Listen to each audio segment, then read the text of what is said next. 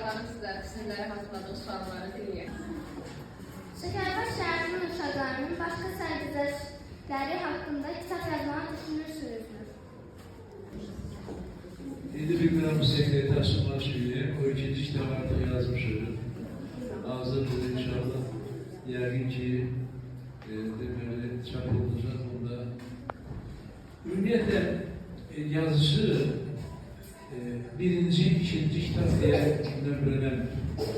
Mesela bir de görürsən ki, bir kitabın içində biz deməli, nəşriyyatla biz işləyəndə onlar da görürlər ki, ben gündə bir xəyala düşmüşəm. Hər gün deməli, bu qardaşımızın narahat eləmişəm ki, yox, filan şey deyək belə deyək, yox, təfsir edəyəm belə deyək filan.